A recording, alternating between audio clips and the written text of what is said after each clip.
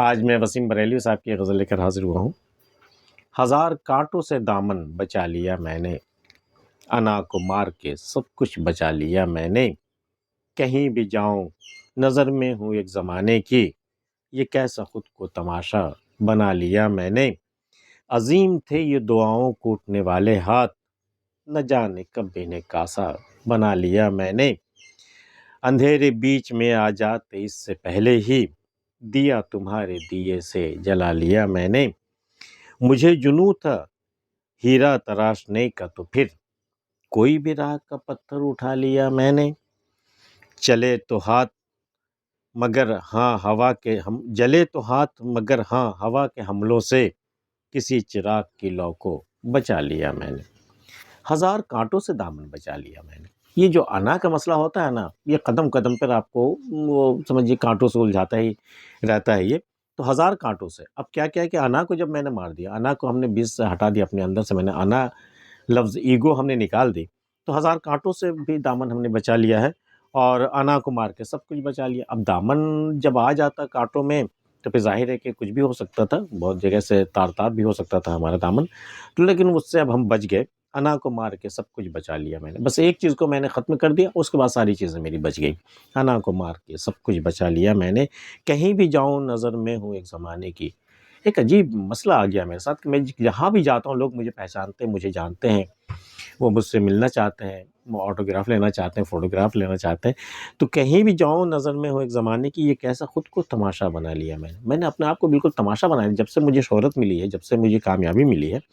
تو میں ایک تماشا بن کے رہ گیا ہوں۔ آپ کسی بھی فلم سٹارز کی زندگی لے لیجیے، کسی بھی مشہور شخصیت دیکھیے، وہ ایسے ہی ہوتے جہاں باہر نکلے یہ پکڑے گئے۔ یہ کیسا خود کو تماشا بنا لیا میں نے،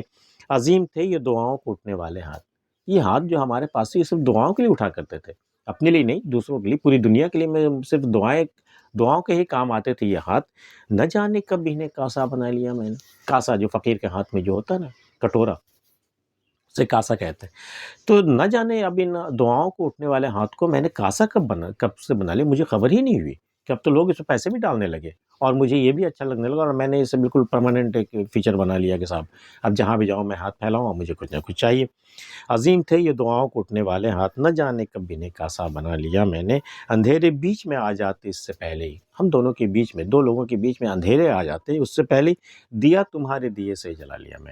میں نے اپنا دیا جو بجھا ہوا تھا، میں نے تمہارے دیے سے روشن کر لیا۔ دیا جو ہے وسیم بریلوی کی شاعری کا ایک اہم چیز ہے، وہ ایک اہم استعارہ ہے، اور بہت سی باتیں یہ کہہ جاتے ہیں دیوں کے حوالے سے ہی،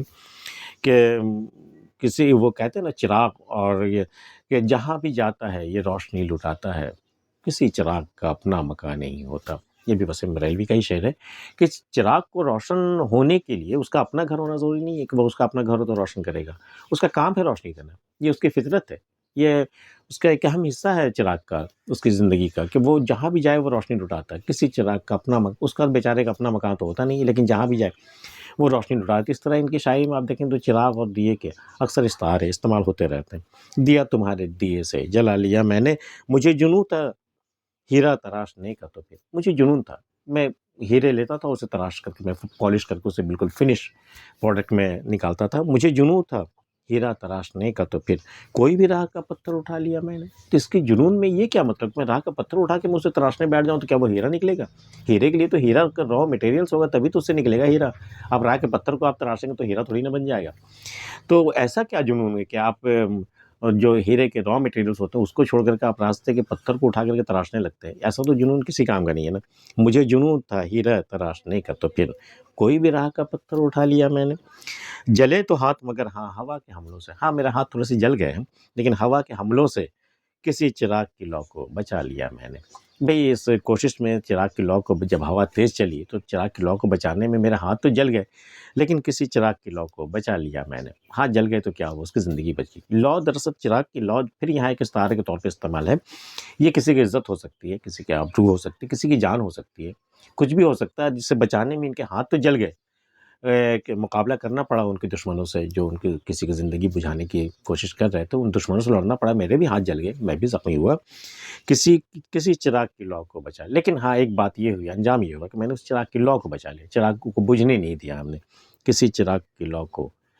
بچا لیا میں نے۔ وسیم بریلوی کی غزل آپ کو کیسی لگی؟ اگر اچھی لگتی ہو تو اسے لائک اور سبسکرائب کر لیجیے۔ ملتے ہیں پھر کسی اگلی ویڈیو میں، تب تک کے لیے اللہ حافظ۔